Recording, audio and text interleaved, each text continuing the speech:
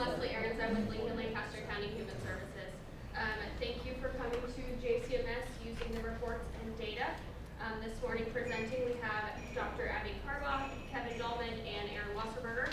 So I will let them take it over.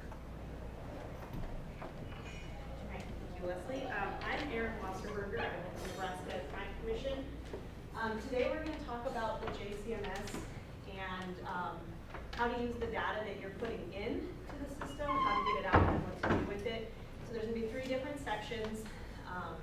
I'm going to touch on how to get to the reports in the JCMS, and then Kevin will talk about the new data export function, and then Abby will tell you what to do with it or show you the fun part of it. So JCMS, for those of you that don't know, let me just throw that around, is the Juvenile Case Management System. It was created in 2015. It's a data entry system for programs that receive CBA and JS grant funding. It was designed to gather data so that University of Nebraska Omaha's Juvenile Justice Institute could evaluate the programs receiving the funding, but it was also designed to be a case management system for those programs that didn't already have a case management system. So if you're not familiar with it, you can track referrals, enrollments, programming components, but then also address, phone number, that kind of information. There was a JCMS, which was Juvenile Diversion Case Management System, that was created in 2011. That was for diversion programs, not related to grant funding. These 2 systems were merged in 2017, which is the JCMS that those of you who use it know and love today. And the reason that I bring that piece up is because there are reports that you can pull out of the system. There's a lot more for diversion. If you're somebody who enters for diversion data, you have a list of reports that you can access. That's from the JCMS when they were merged together. So if you enter for both a diversion program and a truancy program, you can't pull the same reports back out. There's diversion specific ones and there's every other program type specific ones. So the reports that you can access are based on your permissions and your access level. So as I'm looking around the room and I see familiar faces that I've trained on the JCMS over the last 7 years, we have 2 types of permissions. The edit, where you can go in and actually put in the names and update the profiles. And you have the certify. Certify is usually for the higher leads on the grants and projects, so that they can just see aggregate counts. And when we did narratives back in the day in the JCMS, the narrative piece. So if you have a certify permission, you can see different reports than if you have an edit permission. If you have diversion, you can see more. And if you report for just 1 program type, you'll see 1 program type. If you report for 5 program types, you'll see 5 program types. So it's what you see is what you can pull out. It's very contingent on what your certificate is. All right, I will, right after this, I will switch over to the JCMS so you can actually see it. We have several reports that are already pre-programmed in. When you get in there, you can either preview it or download it. If you preview it, a nice little white screen will pop up, but if you click off of that box, it goes away and you have to start over. I would only do previewing reports if it's very quick. I just need to look at something real fast. If you have any intention to actually manipulate the data the way Abby's going to show you later, you're going to want to download it. It'll pop up in an Excel format. There will be a big warning that comes up. You're downloading new data. Make sure you keep it safe. Don't have it up on a screen. I'm guessing most of you that use the JCMS have a secure place anyway for data because you're already working with that information. And a big caveat, the reports are not going to show all the variables in the JCMS. That's what the data export function that Kevin will talk about, that's where that comes in. But the reports can still be useful, even if not every variable is available. So hopefully this will work. I'm going to try to bring up my JCMS. This worked on Tuesday during the NSAT training, but we were in a different room, so let's see what happens.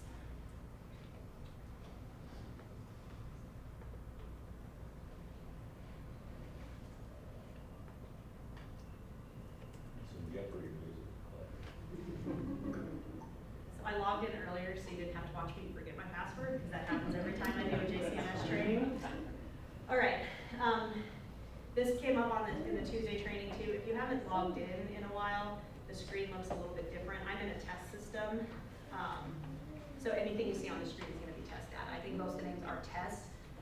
There may be like a Herbie Husker tossed in here because when you test after a while, you come up with creative names. But they did change the layout of the screen, so if you haven't logged in the last like 2 months, this is going to look different from what you're used to.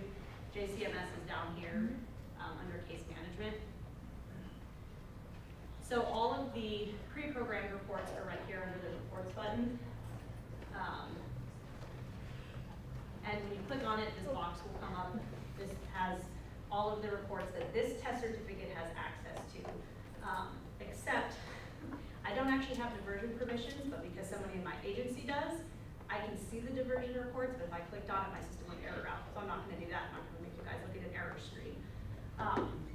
And then move the app, and shortly, hopefully by the end of the week on our Crime Commission website, there's a list of all of these reports, what you can see from them, what you can't see from them, and what program types or permissions you need to access them. So if you're a JCMS user and you're looking at this and saying, no, I only have 3 reports, you probably don't have diversion with your agency. Most programs will have, all programs will have access to the currently open and currently closed cases. Currently open, it's an open case, it doesn't have a discharge date. Currently closed, it has a discharge date. That's pretty easy to figure out what you're looking for on there. But to access any of the reports, you click on them, whatever one you clicked on becomes bold text, and then you scroll down a little bit and you pick the program type. Again, if you only have one program type on your certificate, you'll only see one program type here. If you click preview, that's the white box that I was telling you comes up and just as easily disappears from your screen. So I downloaded a couple of reports already to look at. So this is a currently open cases report. There's hardly any of the intake variables in these screens.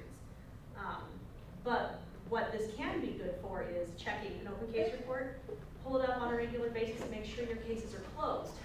Like if they're not serving the youth anymore and you just forgot to close them out, very easily see.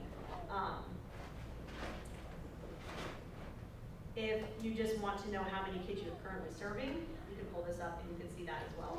I know we have one program that has multiple caseworkers. They'll pull it up, see who's got how many on their caseload, maybe reach out to them like, why is this one still open? Like, what are you doing with this one? And so that's just a real quick, easy look at that. You can also see on this one, grade, gender, I think race is if I scroll over maybe. Yep, race. So when Abby talks about pivot tables, you can do the pivot tables on these canned reports that pop out really easily. Another one that everybody will have access to is the case summary report. This one looks a tiny bit overwhelming because our test agencies have every permission.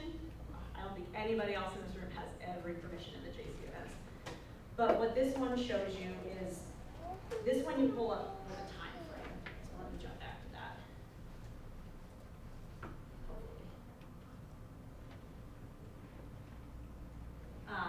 The case summary by date, it comes up with, you pick your referral end date and your referral begin date, and then it will generate this case summary report. So you can see, like, referred, how many kids were referred in that time frame, how many kids were discharged, and then the active column in the middle is any kid who was active during that time frame. So if you took a referral January 1st, and they were open through March, and you pulled the February cases, they would show because they were open during that time frame. So this report is super good and easy if you just need a quick count for the year. You're filling out your grant application maybe, or your county board says, hey, how many kids did you serve last month? You can pull this up, super quick, easy, quick number, no manipulation that Abby and Kevin are going to talk about needed for that one. The other thing you can do with this report, nope, I'm an edge today, is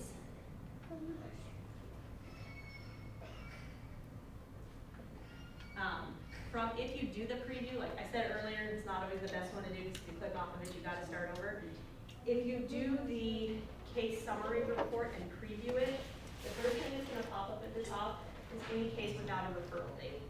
Prior to, I feel like it was 2017, but it might have been right at the end of 2016, referral date was not a required field. So you could create all the profiles you wanted without throwing that date in there. It's now a required field, so everybody who's new to JCMS has no idea what I'm talking about, but those of you who've been reporting for a while, remember that that didn't used to be required. But that referral date is how cases get sorted into quarters, years, when you do your searches by date. So if you happen to be a program who's been around for the last 8 or 9 years in the JCMS, or you just took over for somebody who's been around that long, check this every once in a while and make sure there's no referral, like it's just missing a referral date, and then you can log in and find that youth off the referral date and everything's okay. You can also, hopefully you can see from here, they're referred and active, and if we had discharged youth, it would be there too. They're linked, so like if you're looking at this and you say, oh, I had 2 active kids in prevention promotion, and you click on it, it'll pop up below who those 2 kids were. And then again, you can look at that, that's Herbie's our one without a referral date, so I can see that here. But it'll show you their discharge date, and it'll tell you which kids those were. I know we've had some programs who've used this to just quickly say, you know what, I served 10 kids, but I only see 4 in here, and then they click on the box and see who's missing rather than trying to sort through all of the cases that they've entered. So that is a very quick introduction to the canned reports in the JCMS. Again, not every variable is going to show up. As program types were added to the JCMS, sometimes the reports were updated and sometimes they weren't. But outside of diversion, anything that's in the tabs at the bottom, like program activity, attendance, all those, unless it's a diversion program, none of those tabs will show up in the canned reports. If you want to know, and Kevin will talk about the data export, that's where you get that information. But if you want to know more about how the JCMS was developed or as the changes were made, there's a report on the Juvenile Justice Institute's website. There's an annual report from, I want to say 3 years ago. There's a beautiful timeline in there of how and when and how the JCMS was built and the changes it's gone through. So with that, I will turn it over to Kevin to do the data export function.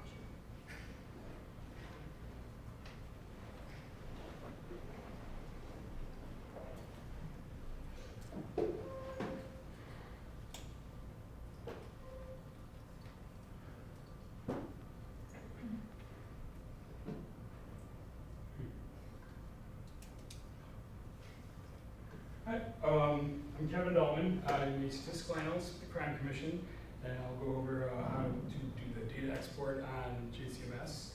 And then once we get that downloaded, we'll I'll go through a tutorial on how to combine them in Excel and merge files together. Because when you get the export, it's going to contain a file with multiple, or a folder with multiple files in it.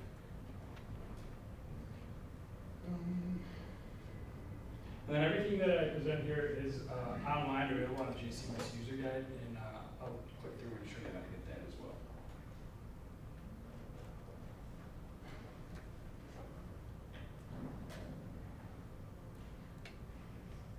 So from the Crime Commission website,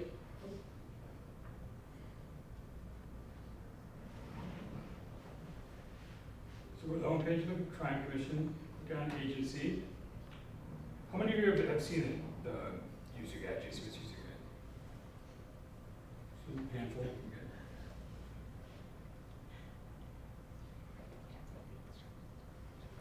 And then scroll down the agency site, go to Juvenile Programs and Interventions. And then it's under Juvenile Case Management System, and this one here.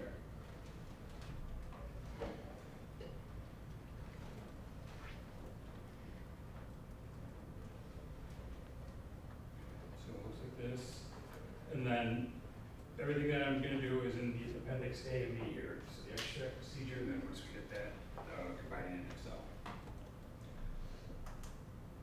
So you guys should be familiar with this screen. The data export button here is what we'll click to start, and it lists, you know, so you go by agency. Select your agency. I think only your agency will be available. Correct. Yeah.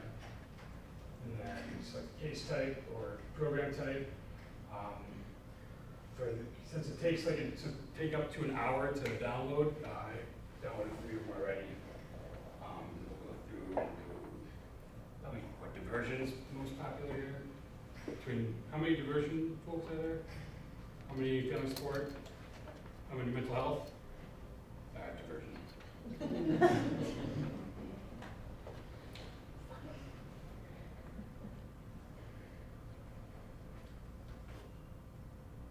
So first you would actually go through this, and then you'll get this option to click through, and then it'll say it's in process, and then it'll take up to an hour to actually get done. And then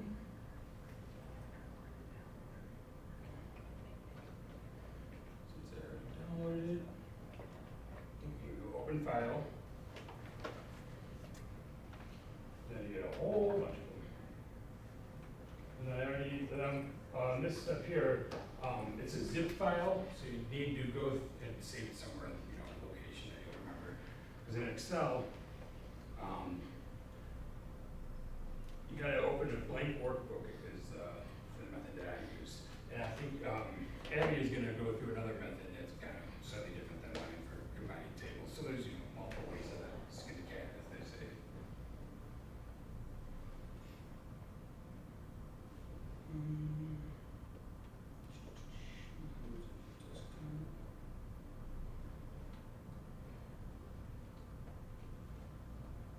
So again, this is what the extract will look like. We need multiple files.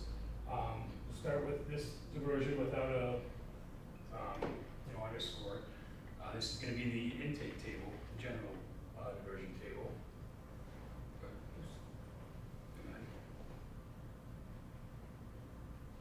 You need to extract and save it down first, because this method you start with a blank workbook.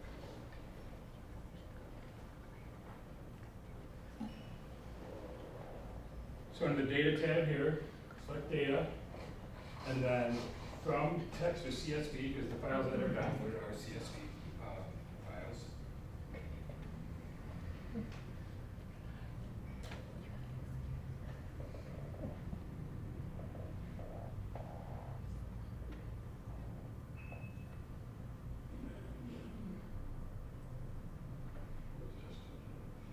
And again, this is all test data, so it's not, PII or anything like that. So.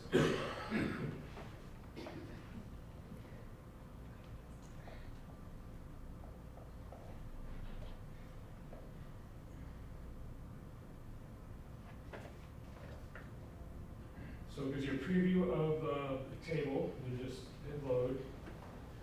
And then you can also need to upload the other table that you're trying to merge it with too.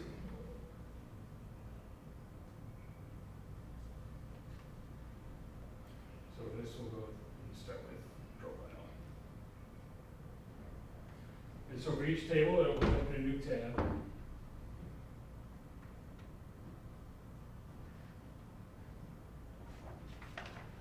So demographic profile and the diversion intake table. And then from here, you go back to data again.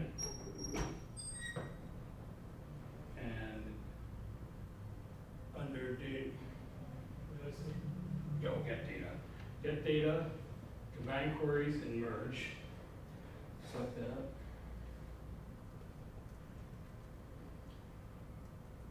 And you select the 2 tables that you're trying to merge. And then the ID, the linking variable, is going to link the 2 tables together with the unique identifier. And for this one, it is profile ID. And for all the demographic tables that are going to link, it's going to use profile ID to link the 2 tables together. And then by default, this will always go through and select full.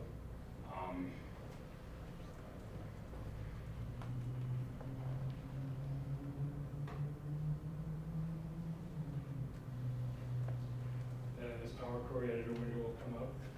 And then make sure you scroll all the way over to the right, because one of the tables is going to, you guys tell it to display the variables. Because by default, it will just, I guess, it'll be embedded in the column for the whole table. can go through and select which variables you want to include. And then just okay. And then you should be able to see preview. You better go to the variables tables. And go ahead and give it a name if you want. Just call it diversion. They still have a report that shows how much diversion fees we received in the last year. It used to be under just reports. I don't know if you have to go in and do all of this, or restitution, you know, if you're keeping track of that in your case plan. I'm just wondering, I've not been able to find mine in the last. It should still exist. I'll look at it. Okay. Next turn. I'll find you that. Okay. And then when, after you display all the variables you want, click close and load, and it'll come up in a new, sheet, wherever you, oh, I saw it there. Diverse suit.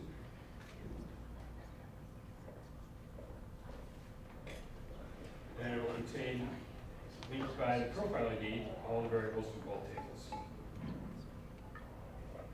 And then we'll do one more with the program-specific tab, and link that to the general intake table.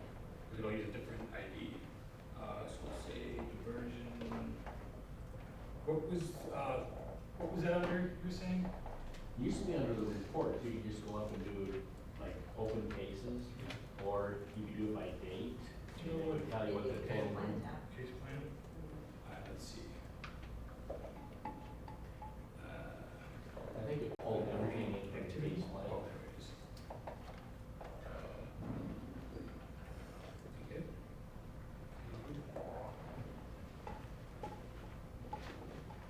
And then again, go to data. Under get data, combine queries, select merge, just like the last one. The only difference this time will be we'll use diversion ID instead of profile ID to link the tables together. So case plan to diversion using diversion ID.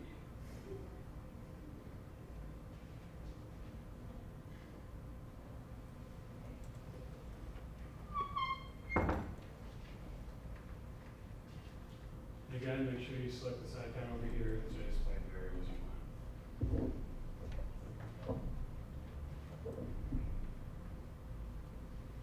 Now let's go ahead and call it case plan.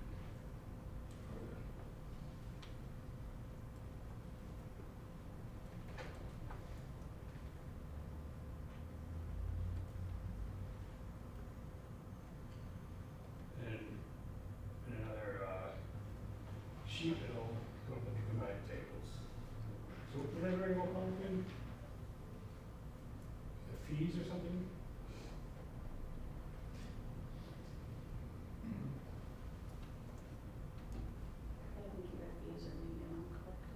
That might be under a different table name. And then, one other thing to note, when you match the profile or demographic tables to the program table, it should be one-to-one for the most part, under the profile information. Whereas when you go from the program to the tabs, it can be one-to-many. So,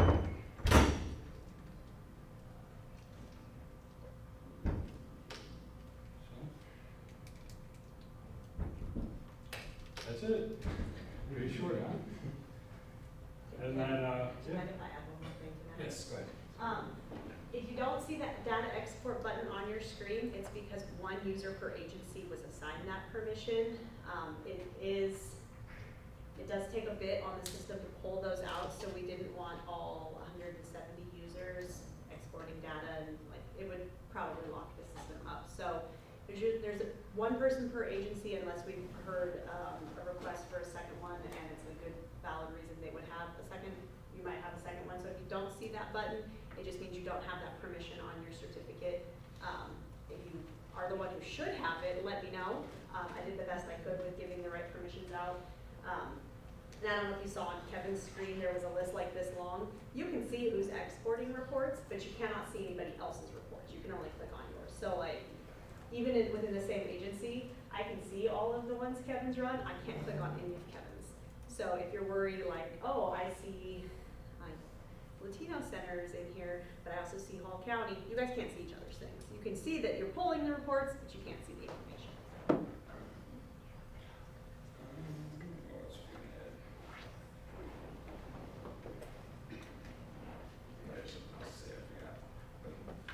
All right, Eddie.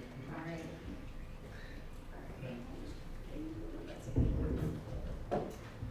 This chair's not hooked in. Got a lot of clicking, I didn't expect it to be short, so I'm gonna bring this over here. Okay. So, when Kevin asked, it looks like there's a lot of you in here from diversion programs, so we know kind of what you're here for. So I wanna ask, why are you here? So how many of you came to this presentation because you love doing data entry? Okay, all right, yes, I got you, Ann. All right, how many of you came here because you are like, I have a world-class research team in my agency and I wanna have them come here, or I'm part of that research team and I'm just gonna spend all of my free time doing data? Okay, all right, how many of you are here because you have to do reports in JCMS and you're just not quite sure how to get the information and you know there's things that you need and you gotta figure out how to do it? So here's a conference, we're gonna go to this presentation. All right, perfect, that's what I thought.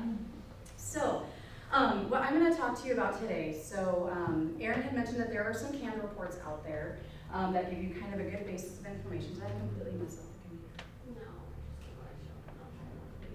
No. Well, thank you. Well, we're getting that figured out. Oh, there we go. Okay, perfect. So, Erin had mentioned some canned reports that are out there that give you kind of some good basic information. But she also mentioned that there are some things that are in the canned reports that you might not be able to get to. And so then that's where Kevin came in. And he gave kind of a quick and dirty of here's how you go through the actual export functions and here's how you collect your raw data. And I'm gonna show you what we can do with that. So what does your data mean and how can we work with it?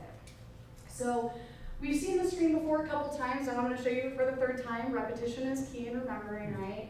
So this is what it's gonna look like when you log into your report.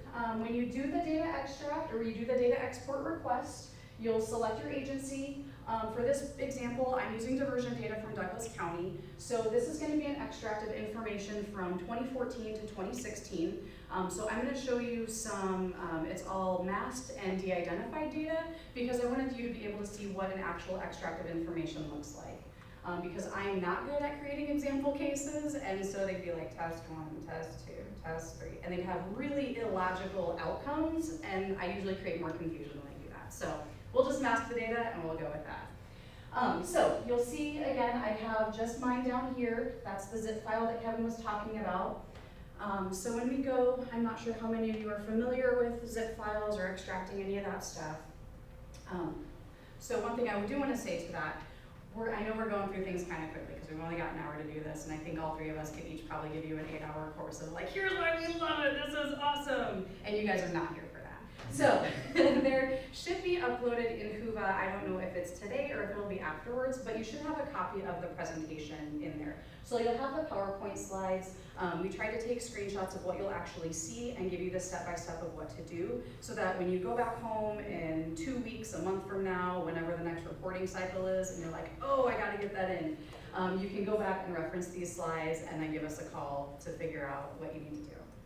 So when you extract your file, Kevin showed you this. This just gives you the list of all the reports that you're gonna download.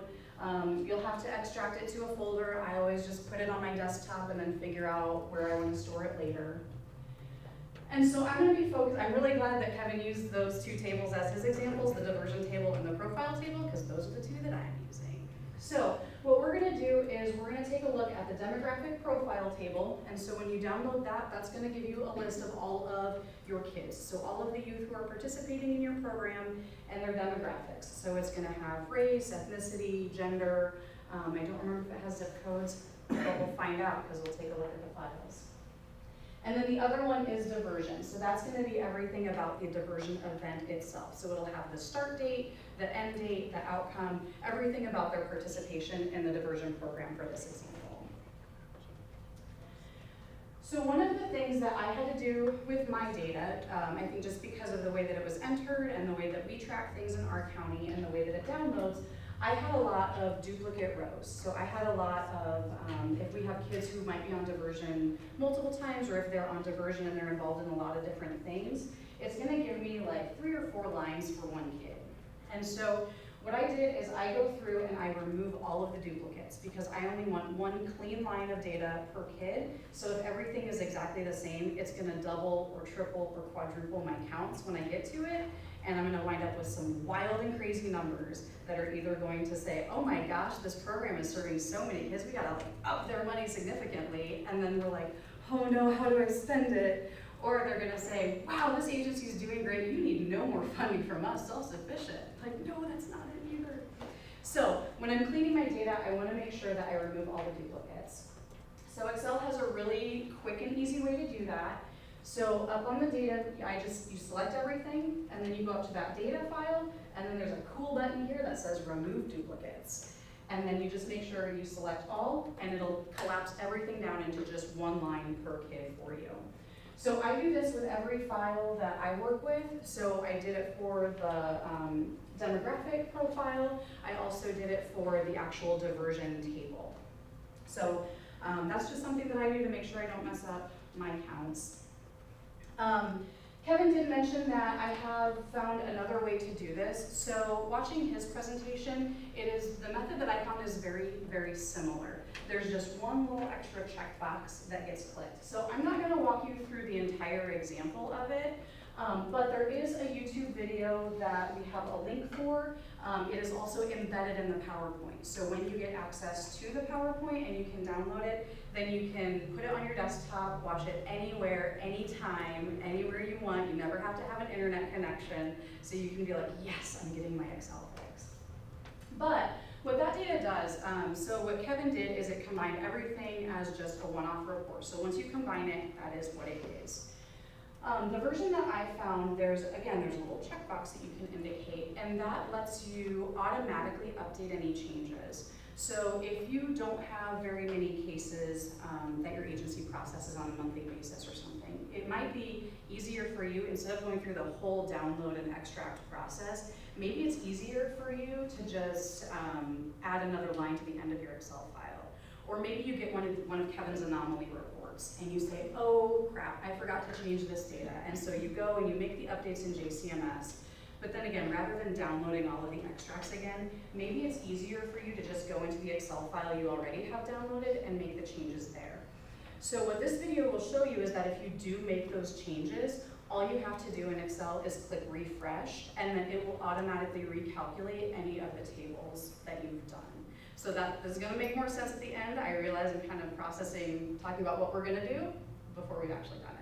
So I'm not gonna walk through this example, but it is in there. It is very similar to what Kevin showed you. 2 ways to get to the same endpoint. And again, it's embedded in the PowerPoint, and there's also a link available for you. Okay, are you ready? Because I'm ready. So now we're gonna get into the fun stuff, and we're gonna start working in Excel. So I know this is a little bit small, so we'll try to make it as big as possible. I've got some slides just to kind of keep myself on track and show you where we're going, but I want to make sure that you guys can actually see as we walk through it. So one of the first things that I'm going to do is show you how to add a calculated variable into your field. So there might be some things that you are curious about. So the example that I'm going to talk about is figuring out how long it takes from the time somebody is referred to your program to the time they're actually enrolled. So let's figure out how we can get a count of days, because that's not anything that's in our data, but might be something really important for you to know just operationally. So let's see.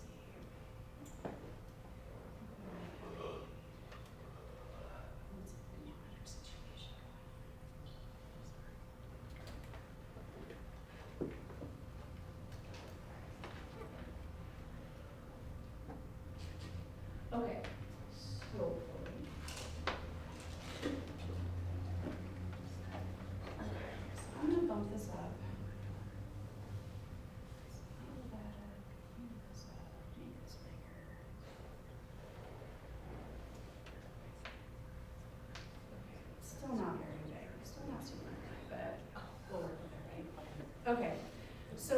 up here, you can see down here I have the same three tables like Kevin has. So the first one is the diversion. So this gives us everything from the diversion event. So again, these are maxed IDs and de-identified data, so no risk of identifying here. So we've got two things. We have the diversion ID, so this is specific to the diversion event, and then we have profile ID, and this is going to be the actual youth that we are serving. And then this is everything about what they did. So it was a diversion program, here's the file number, here's when they were referred, here's who they were referred by, their intake date and time, when they enrolled, what we think their discharge date's gonna be, an extension date, discharge date, let's see, if it was teen court, so on and so forth. I was looking to see if there might have been any of those fee fields in this one, but it doesn't look like it. So, what we're gonna do is we're gonna look at this, we wanna see how long did it take between the time somebody was referred to when they actually enrolled. So if I right click right here, I can go in and insert a column, and then I'm just gonna rename this and we'll call it refer to enroll. Now, one of the things that you'll notice, so when Kevin was downloading his, and when I, in my example here, usually when you see an Excel screen, it's kind of just a bunch of white cells, and there's not much to it. Well, all these are green. Well, that's because when you download it, what's happened through the process that we've done is it's created a table. And what that means is that it's created this specific set, it's outlined the boundaries of where our data is and what it's gonna do, and Excel is just laser focusing in on that. And it's like, hey, I'm gonna work with everything in this field, and I'm gonna try to do some smart things to help you out. So, when we look at the time from refer to enrollment, it's super easy. All we're gonna do is we're gonna say, okay, I want this cell to equal the end date, so the enroll date, minus referral date, and hit enter, and that's gonna give you the number of days between those two dates. Oh man, that week. Okay, but, okay, the cool thing is that it did fill everything all the way down. So I only had to type it once, and it said, oh, I think you probably wanna do this for everything. So it did that for me. But it gave it to me formatted as a date. So all we're gonna do is we're gonna highlight that again. We're gonna go to our home column, and we're gonna say, no, this isn't a general format. Just give it to me as a number. And then I take decimal places out, because I do. And there we go. So the time from referral to enrollment for this first case is 13 days. Not that I don't trust computers, but I always eyeball it, and the computers are always right. So just to make sure I don't make any mistakes. So now we have this column that we can use to do any sort of other analyses that we're interested in.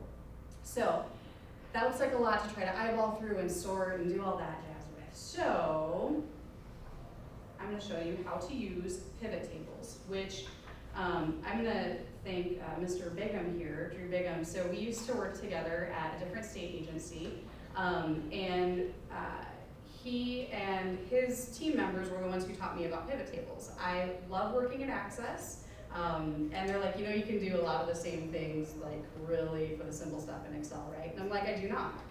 So they taught me about pivot tables. Pivot tables are a huge time saver, especially when you're doing things like these. Okay, so that's an example of what we have with the diversion file. Again, we also have the profile download that we have. This has everything about the kids, so if there's any ID numbers, their date of birth, their gender, my boring code, see, first, middle, it's all just numbers. And then their race and ethnicity and Hispanic indicators from JCMS. And then this is what we have as the merged data file.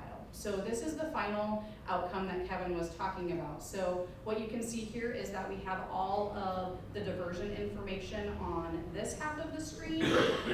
And then once we get to where it ended before, now we pick up all of the profile information. So this profile ID over here matches what we see at the very front of the file. So it's connected every kid from that profile to their diversion information. So now we can get more specifics about them.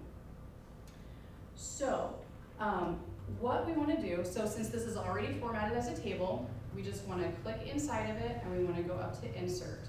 And then, let me see if I can make that bigger. Make everything bigger. No, it doesn't make these bigger. All right, well, this very first one is gonna be insert a pivot table. And it asks us what our table is.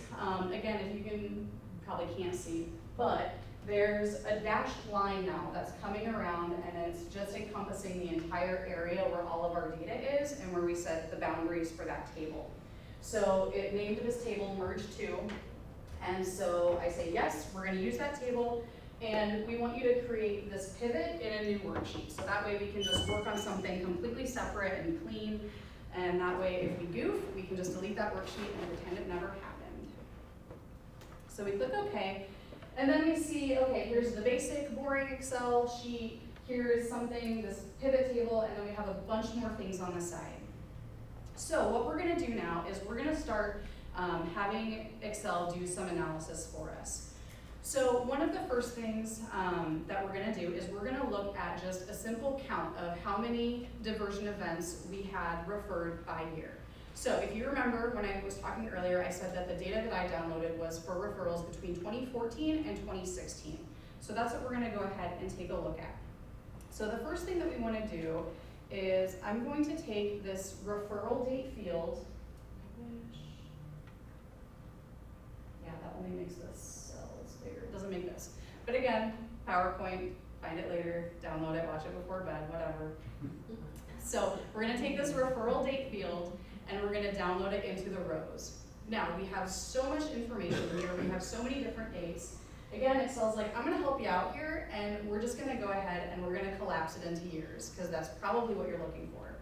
It is, that's awesome. So I'm gonna leave that alone. So we've got the rows there, and now we wanna know how many different diversion events we had. So I'm gonna take this diversion ID, that's the unique identifier that was assigned to every diversion event, and then we're gonna drag this down to the values table. So now it says, okay, we've got your years, and then you probably want just like a sum of that number. So you probably want me to take all these diversion IDs and just add them up and tell you what that is. You got it wrong this time, Excel, that wasn't it. So, but it's super close. So what we have down here, when you go to values, it tries to guess what you're gonna do with it. And usually it defaults to sum, and we don't necessarily want that in this case. So we're gonna click value field settings, and now what we can do is say, no, I don't want you to sum the data, I want you to give me a count of it. You can also do averages, you can do maxes and mins, whatever you're looking at. There's a lot of different functions that it could do. So for this one, we're just gonna change it to a count. And then we click OK, and now it's fixed. So now what we see is that for our data, we had 894 diversion referrals in 2014, we had 951 in 2015, and we had 982 in 2016. So if I am looking to put together my CDA application for next year, and they're looking to see, what have you been able to do over the last time period, I can say, you know what, from 2014 to 2016, our number of referrals increased by almost 100. And so I can show this gradual increase in the count of referrals that we have from year to year, and then use whatever information is available to me to explain why that's important and why this is relevant to my request for funding. So that is one example.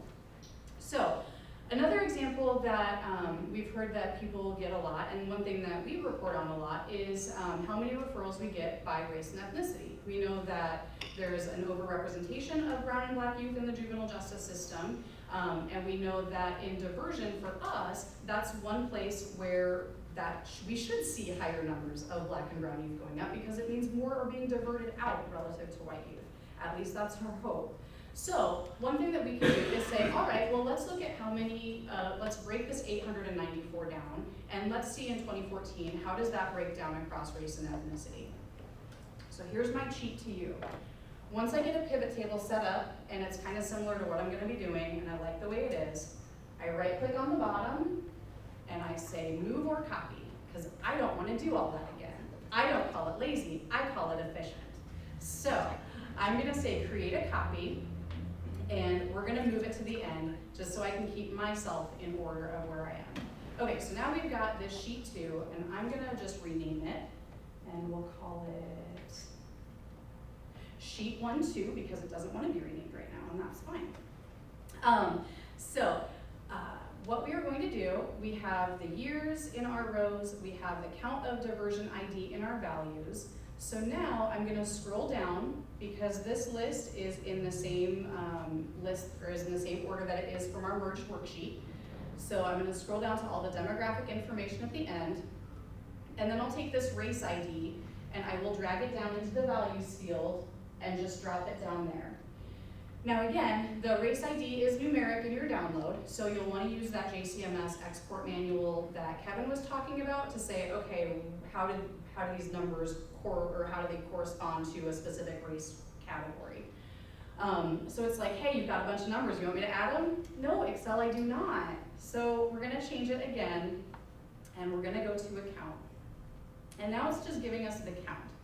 So I like to do this just because what this will do is it will give me the same number. I should always check to make sure that it has the same number.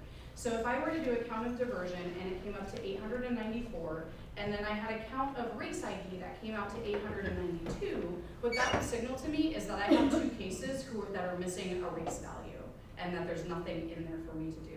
So I do this as a quick double check. Now that I know that everything looks good, I'm going to take it and I'm going to drag it over into the rows column. Wait, hang on then. That's not. No, okay, I did it the wrong way. Okay, so we drag it down here to look at the values of it.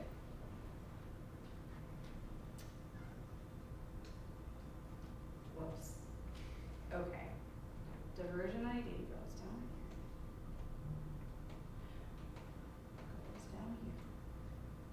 Okay, and then the race ID, we are going to put in the columns because that will give us, it'll create this little crosstab for us where everything will go along across the top. So we have our counts by the race and ethnicity IDs.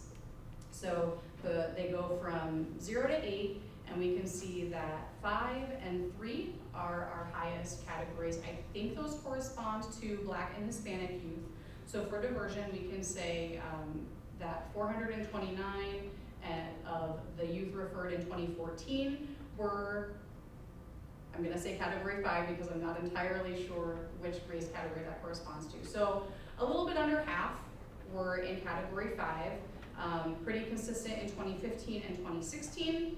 We saw a little bit of growth. We saw a lot of growth in that category 3 over that 3-year time period. So again, when you're talking about racial and ethnic disparities, if you're talking about the characteristics of the youth that you're serving, putting together the information like this is a really quick and easy way for you to access that information.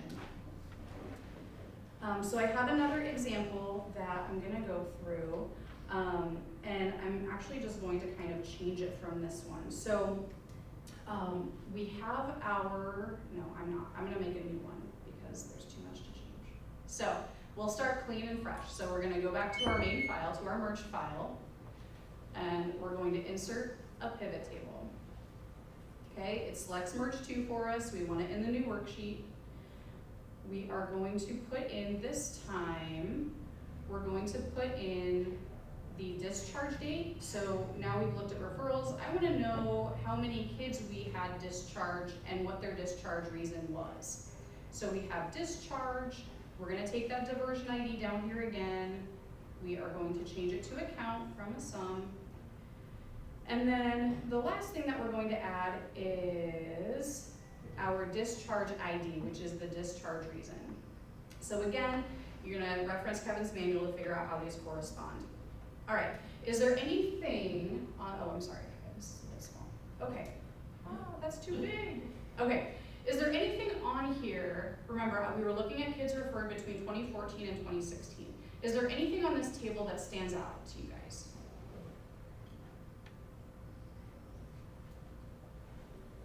Okay, well I see a couple of things, just working with this data and knowing what our kids look like. I see a few things that look potentially problematic, but I don't know. So we're looking at kids who were referred between 2014 and 2016. Well, unfortunately, I've got 3 kids who have a discharge from diversion date that is earlier than February 10th of 2014. So that doesn't seem great. And then if we have a youth, say our latest youth was referred on December 31st, 2016, We would expect some of those to discharge in 2016. We would expect some to discharge in 2017. 2018 might be pushing it. 2019, there's no way. So, Erin showed you earlier on her canned reports, there was that cool feature where you had some of the numbers that were highlighted and they had a little underline and there was a link and you could pop it open and you could see exactly what that information is. Well, pivot tables will let you do that same thing. So if I want to know who these 4 youth were who discharged in 2019 with a discharge reason of 1, I go over this 4 and I double click it. And then it will pop open a brand new worksheet for me. And what this has in it is everything from that merged profile sheet. So it starts with the diversion ID, it gives me the profile ID, and then it has all the diversion data here, and then all of the profile information at the end. It's even has a handy dandy blue color coordination, so I don't get it mixed up with my original data files. So I know that this is something new that Excel has entered for me. So then I can look at this information and I can say, okay, so we had a youth referred in October of 2014 and they were discharged in 2019. So this 1/17/2019, is that a fat finger error? Should it have been 2015? Should it have been 2016? So this gives me at least a starting point to be able to go back to my original data, to go back to my records, and figure out where some of these data discrepancies might be happening. It could be valid. There could have been something with this youth that they were on a 5-year diversionary program. I don't think so, but it could be. So this is important just to be able to look at the cleanliness of your data and make sure that everything is in order. This is also important because this is going to help you catch some errors that might not show up on Kevin's anomaly reports. So he will show you if data is completely missing or if there are things that are not filled in. This will potentially give you some insight into you have data in all the right fields, but it doesn't pass the smell test for you. So just by looking at it, you can kind of take and figure out, is there something weird here that's going on? So I know this is a lot. This is a lot to cover in the morning, and it's a lot of very technical stuff. I learn best by doing, and so I think if I were in your seats, I'd be going crazy right now, not being able to move my mouse and follow along with you. But I've got a bunch of screenshots in the PowerPoint presentation, we've got the videos, and we're accessible to all of you. So what questions do you have for any of us, or are there any other examples you want to see? How can we best support you all in this? Or are you like, that's enough data, we have 7 minutes, please let us know. The race one that you did, like the category 3 and 5, yes. Where do you go back to see which race was 3 and 5? Yes, so that is where you will have to go to the data manual on the Crime Commission's website. Oh, gotcha. Yeah. Oh, got it, okay. Yeah, so it'll have a handy dandy code book in the back that says what all of the codes correspond to. And if you're going to be looking at examples like Abby showed, like when there's a training video on our website about the export guide. The first thing I did was recode everything using Kevin's export guide. So rather than saying what's 3 and then going to the export guide, I changed everything in my table first so that it showed the choice rather than the numerical, because I don't do well with the numbers on the page. I like the words.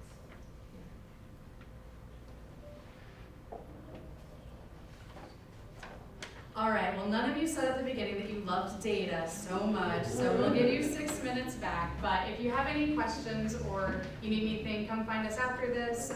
Feel free to shoot us some emails, and we are here to support you. Thank you.